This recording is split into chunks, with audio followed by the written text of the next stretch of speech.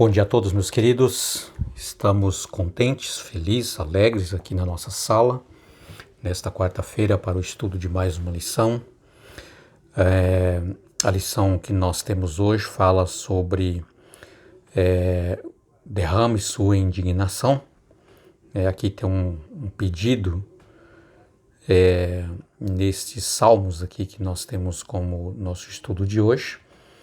É uma súplica, na verdade, para que Deus derrame os seus juízes contra os seus opressores. Tá? E nós vamos entrar aqui no assunto da nossa lição e nós vamos ver, queridos, se realmente é correto nós orarmos ou não, fazer esse tipo de súplica a Deus, ou não. A lição vai mostrando para nós, tá bom? Eu quero orar com você, vamos fechar os nossos olhos e vamos falar com Deus pedindo aí a bênção do Espírito Santo em nossa vida. Querido Deus, nosso bom Pai, te agradecemos, Senhor, pela oportunidade de, nesta hora, estudar a Tua Palavra. E nós estamos aqui com o nosso coração aberto, Senhor Deus, com a nossa Bíblia também aberta para podermos ouvir a voz do Senhor falando ao nosso coração. O Espírito de Deus, o Espírito Santo, que nos convence do pecado, da justiça e do juiz, está conosco também para nos iluminar e nos ensinar os teus caminhos, nos ensinar a vereda da tua palavra por onde nós devemos seguir. Em nome de Jesus, nós oramos pedindo estas bênçãos e agradecendo. Amém, Senhor. Amém. Derrame sua indignação, queridos. O Salmo 58, o Salmo 69, o Salmo 83, 94 e 137 é a base do nosso estudo de hoje. Eu começo esta lição fazendo um apelo a você estudar a sua lição. Tá? Tira um tempinho para você estudar e se você não tem uma lição, tá? A lição da Escola Sabatina que nós temos como guia de estudo que nos leva a um tema bíblico que nós passamos aí uma semana inteira, estudando um único tema, e o conteúdo da lição, na verdade, durante todo o trimestre, uma temporada inteira, é sobre um assunto, e as repetições são importantes para o nosso aprendizado, para o nosso crescimento espiritual, no conhecimento da palavra de Deus. Agora, queridos, o pedido aqui do salmista é para que, por meio dessa súplica, era que Deus ele derramasse os seus juízes contra os seus opressores, que Deus o eliminasse, riscasse o nome dessas pessoas, a memória destas pessoas ou nações, da face da terra, fazendo desaparecer a sua memória, a memória dos seus inimigos. Tá? Então, todos esses capítulos aqui, com seus versos, quando nós estudamos, nós vamos deparar aqui com esse pedido, com esta súplica, para que Deus o elimine, para que Deus o destrói, para que Deus o acabe, com essas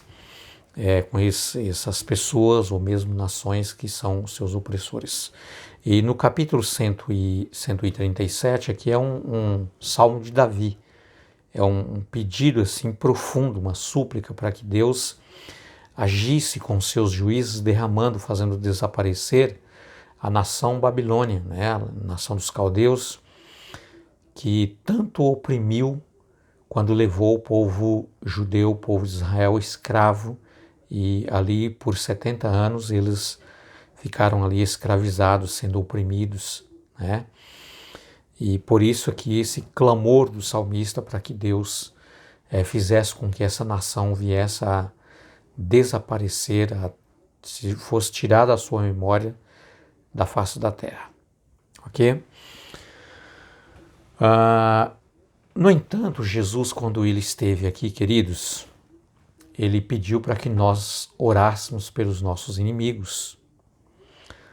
Eu já quero aqui dizer para você que nós não, como cristãos, filhos de Deus, não podemos formar, gerar ou ter inimigos, tá? fazer com que uma pessoa nos odeie por causa de algum mal feito, por causa de alguma coisa injusta, por causa de alguma coisa ruim que nós cometemos contra esta pessoa. Então, nós não podemos de forma nenhuma ter inimigos, gerar inimigos, entendeu? Mas é claro que por você andar, viver nos caminhos do Senhor, viver uma vida diferenciada, comendo diferente, bebendo diferente, falando diferente, andando diferente, vestindo-se diferente, fazendo negócios diferentes, trabalhando diferente. Então, muitas vezes, queridos, pessoas que, na verdade, não têm esses princípios e nem mesmo quer segui-lo, andá-los, então, muitas vezes, ele odeia você e tem você como seu inimigo, ok? Mas Jesus diz que nós devemos orar por estas pessoas, tá? Pela salvação delas. Agora, é claro, queridos, que a oportunidade, a graça salvadora de Cristo Jesus é oferecida para todas as pessoas. Jesus morreu por todos. A salvação de Cristo foi oferecida a todos. Todos têm o direito de ser salvos e entrar no reino dos céus. Agora, é óbvio, muito bem claro, a Bíblia já deixa isso para nós claro e registrado, que nem todas as pessoas, ou a maioria até, não irão dar ouvidos aos apelos, o chamado de Cristo, e muito menos aceitar o sacrifício de Cristo pela nossa salvação, ok? Deus é uma pessoa, queridos, que Ele não obriga as pessoas, Ele não obriga a mim e a você a entrar no reino dos céus. Pode ter certeza que Deus não vai chamar você e se você o rejeitar, Ele vai então levar a força para a sua casa, para a sua igreja e dizer: você tem que ser crente, você tem que aceitar o meu sacrifício, eu fiz um sacrifício muito grande por você. Não, Jesus nunca vai chegar e trazer aí essa forma de trazer pessoas à força para lhe adorar. Isso Ele não vai fazer nunca. Por quê? Porque Jesus, queridos, Ele nos deu livre arbítrio de escolha quando Ele nos criou, tá? Para nós escolhermos por livre e espontânea vontade o que nós queremos ser, se nós queremos ser salvos ou queremos nos perder. Jesus nunca vai te obrigar, ok? E então, por essa razão, queridos, Deus irá derramar os seus juízes, sobre esta terra, sobre os ímpios, aqueles que rejeitam a salvação, aqueles que rejeitam o plano redentivo de Cristo Jesus, a paciência, o amor de Cristo em aguardar e esperar. Então, chegará um momento em que Deus irá acertar conta com esse mundo. Quando eu falo esse mundo, estamos falando aqui dos habitantes do mundo. Deus irá acertar conta com todos nós. A palavra de Deus diz que um dia todos nós vamos ter que comparecer diante de Deus, diante do seu juiz, e vamos prestar conta daquilo que nós fizemos aqui de bem ou de mal. Ok. O que a lição quer passar aqui para nós, queridos, na verdade, é que nós, como filhos de Deus, nós também precisamos odiar o pecado. Não odiar pessoas, mas odiar o pecado. Tá? O pecado não pode fazer parte do convívio dos filhos redimidos de Cristo. É claro que, horas ou outras, você e eu podemos pecar. Tá? Nós não estamos imunes contra o pecado, ok? Podemos fraquejar em algum momento e errar. Mas Jesus diz para nós: filhinhos meus, estas coisas eu vos escrevo para que vocês não pequem, mas se alguém pecar, temos um advogado junto ao Pai, Jesus Cristo justo, que é a propiciação pelos nossos pecados, e não somente pelos nossos, mas ainda pelos do mundo inteiro.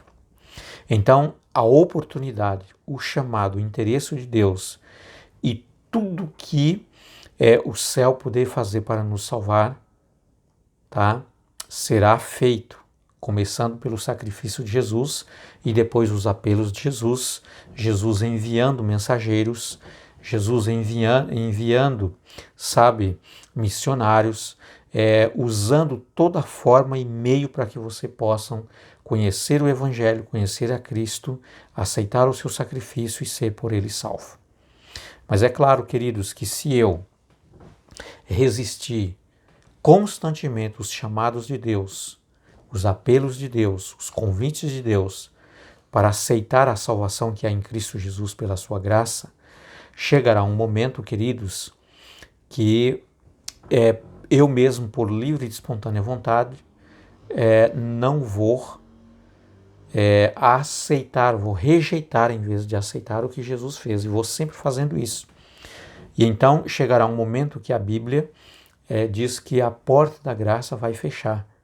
E aí, quem está salvo continua salvo e quem está perdido continuará perdido. Então, infelizmente, queridos, sobre estes os juízos de Deus será derramado.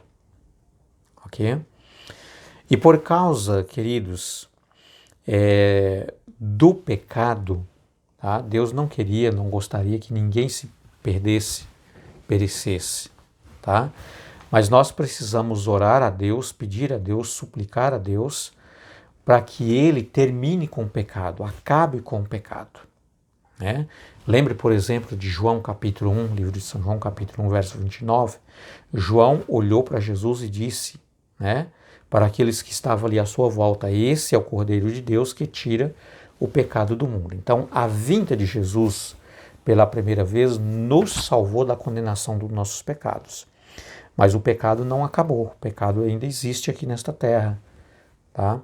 O pecado, a gente vê todos os momentos, toda hora a gente vê a manifestação do pecado e pessoas que está tão arraigada, tão segura, sabe, tão colada com o pecado que ela tem prazer com o pecado, tá? E se ela não aceita Jesus como seu Salvador, o único meio de salvação, infelizmente irá receber os juízos de Deus, porque Deus vai executar, terminar o pecado nesta terra, e se eu não deixei o pecado, não abandonei o pecado, é óbvio que também eu vou passar por essa consequência que é a morte eterna. Entendeu? Mas, queridos, a nossa indignação deve ser contra o pecado, não contra o pecador. Nós precisamos orar por todas as pessoas, ok? Precisamos pedir a Deus pela salvação de todas as pessoas. É claro que nem todas as pessoas vão se salvar, infelizmente, porque elas deixou passar todas as oportunidades, tá? Os apelos que foram feitos por Deus, usando todos os meios para que esta pessoa ela se arrependesse dos seus pecados, ela rejeitou. E, infelizmente, ela irá passar pelos juízos de Deus e ser exatamente exterminado, terminado da face da terra. Então, nós precisamos, queridos, estarmos suplicando a Deus para que Ele acabe com o pecado, porque o pecado é destrutivo, o pecado traz tristeza, o pecado traz uma série de problemas, de dificuldades na vida, sabe? Choro, clamor, enfim, o pecado é uma miséria, tá? Então, o pecado não pode, de maneira nenhuma, fazer parte da nossa vida, ser familiar à nossa vida. Você não pode, sabe, amar, gostar do pecado, entendeu? Então, por isso aqui a súplica, né, do salmista para que Deus eliminasse com o pecado, acabasse com o pecado. Então, no contexto aqui, quando pede, Senhor, acabe com o ímpio, acabe com esta, sabe, com essa maldade, né? É porque exatamente estas pessoas estavam tão segura, tão arraigada, tão colada, tão vinculado com o pecado, tá? Que elas não deixavam o pecado. Então, a súplica que o Senhor acabe com o pecado e, obviamente, com aqueles que estão seguros, colados, vinculados com o pecado. Tá? Então, queridos, que realmente nós possamos, né, através desse estudo que nós tivemos, da nossa lição, né, como diz aqui os Salmos, os Salmos são proclamações proféticas sobre o juiz divino eminente e não são apenas orações, né, do salmista. Então, se reflete aos anúncios dos juízes, né, sobre Babilônia. Aqui no contexto profético, Babilônia representa exatamente, queridos, o pecado. Tá? Se você pegar a história e entrar ali na Babilônia, né, física, quando ela era construída, então ali, queridos, todo tipo de pecado e miséria que você possa imaginar existia naquela cidade. Por isso a súplica para que Deus o acabasse, para que Deus desvinculasse da terra, desaparecesse com esta cidade, entendeu? Então a devastação que os babilônicos trouxeram para as outras nações se voltaria contra eles. Então, por isso que a súplica, né, dos Salmos para que Deus destruísse o pecado.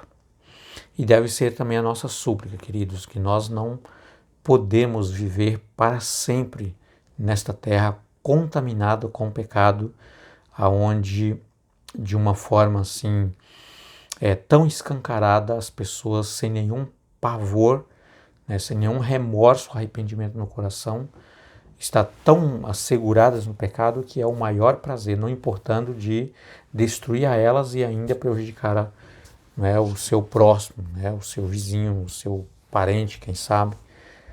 Então, isso odeia Deus.